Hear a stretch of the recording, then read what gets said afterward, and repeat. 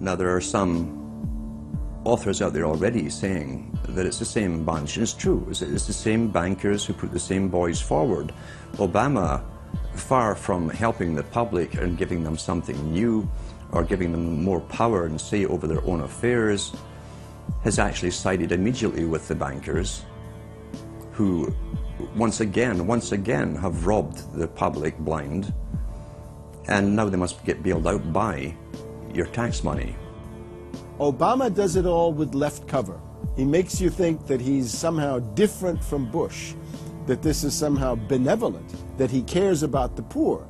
And in reality, this is the cruelest hoax and the most bogus sham.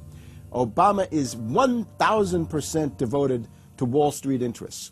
When Wall Street says jump, Obama jumps. And again, it's about $30 to $40 for the bankers for every dollar that ever reaches an unemployed person or somebody who's on food stamps or some infrastructure building for highways. The hope with the Obama administration was that it would move us beyond this. But unfortunately, what we're seeing more and more is that Obama has brought in many of the economists who bought into the system in the past.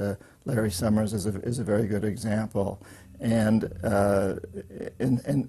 so many of his economists, many of the people there, you can really almost at this point relate Obama to Hoover, who did something similar in his presidency, as opposed to Franklin Roosevelt, for example, who brought in a very fresh team. So the concern here now is that Obama's falling into this trap of bringing in the same people who put us in the position that we're in today, and other people who buy into the same theories that brought us here, this mutant form of capitalism. Presumably what most politicians want to come in is say, hey, the problems of the past, they're due to the old guy, and I'm cleaning house, and I'm going to bring in a new team, and don't blame us for the things we've inherited. Can't say, you know, those policies of the past that came before were insane, because you got the guy that was one of the key architects of those policies. People need to stop having allegiance to their political party. They need to have allegiance to the Bill of Rights, the Constitution, and what has made our republic so special. The basic human rights and dignity that every citizen of this country inherently has. Not because it's some right given to us by government, but because our Bill of Rights, our Constitution, enshrines that these are inalienable rights given to us by God, that we inherently have as sentient, free, conscious beings. But instead the public cheers on the Republicans as they win, or cheers on the Democrats as they defeat the Republicans. It's an endless, staged, gladiatorial event, special interest own both parties, and they project this false left-right paradigm up as like a movie screen. And behind that, behind the throne, the establishment is able to control our society and engineer it into this high-tech police state. If you try to let the finance oligarchs who created the crisis turn around and say they're the doctors who are going to get you out of the crisis, they will dig you deeper and deeper into the bottomless abyss of world economic depression, financial collapse, and disintegration.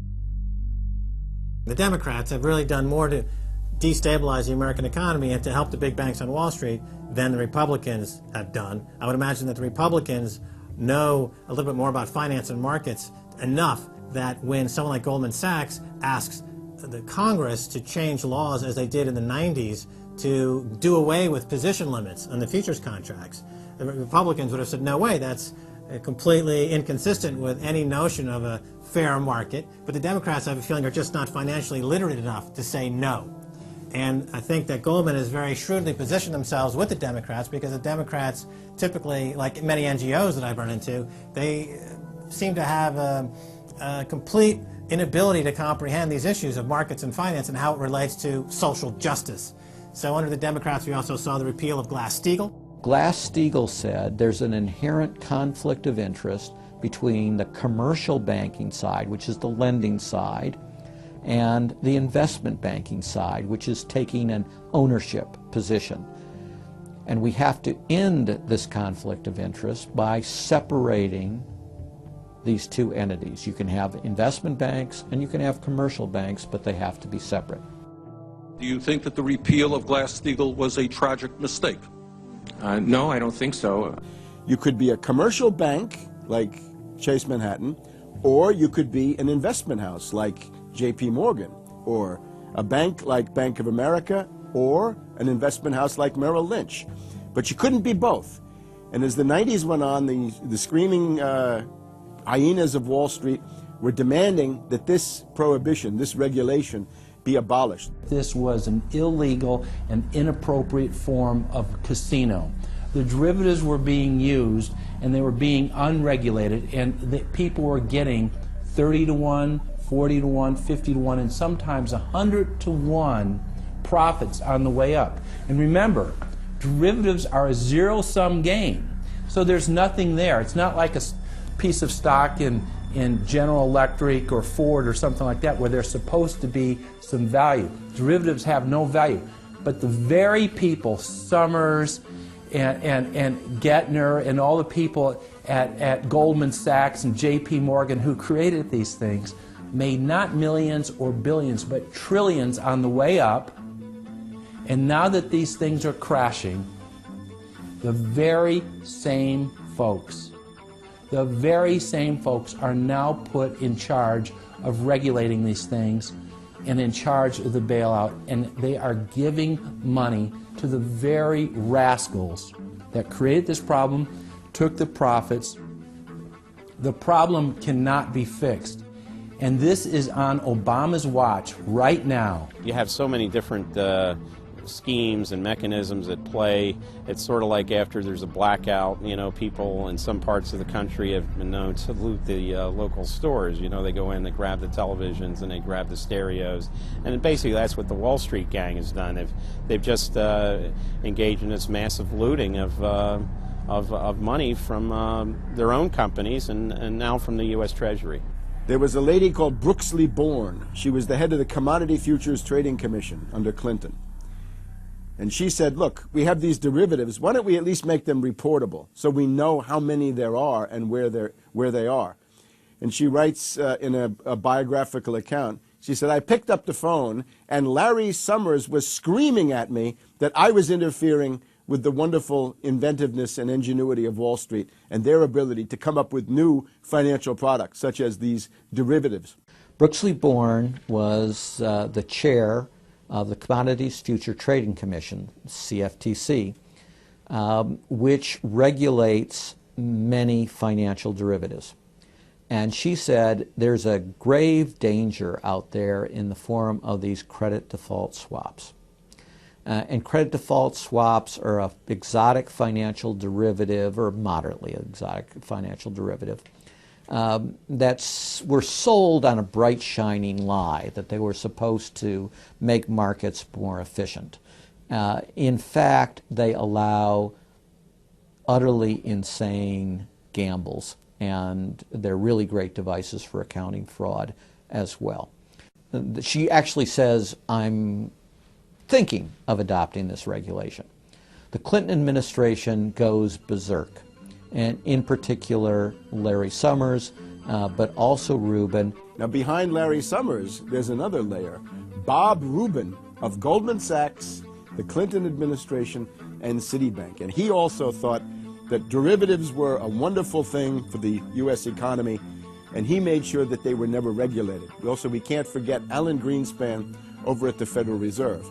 Now, you look at Summers, he is sitting in the White House today, making policy for Obama. Summers tells Obama what to do. Summers tells Geithner what to do. He's also got some of his hatchet people in the administration. Mary Shapiro runs the Securities and Exchange Commission. She refuses to ban naked short selling and other market manipulations. You've also got another guy called Gensler over at the Commodity Futures Trading Commission today. He is an acolyte and a supporter of the derivatives bubble. We made the new CFTC chair a guy who had helped to kill Brooksley Born's reform initiatives. And we just did this under the Obama administration. This was a pre-registered, pre-organized, predetermined event. Anybody who knows that if you allow the banks to become unregulated financial institutes with tsunami-like weapons of mass destruction like financial instruments like derivatives, to allow that to run up to levels that are 50, 100, 200 times the gross domestic product with no value. They know that they are taking the profits on going up, but they also know that the end result is the destruction and gutting of this economy. The scam is simple. The insiders buy hard assets and political influence as the fiat bubbles expand. And then, at a time of their choosing, they purposefully implode the bubble.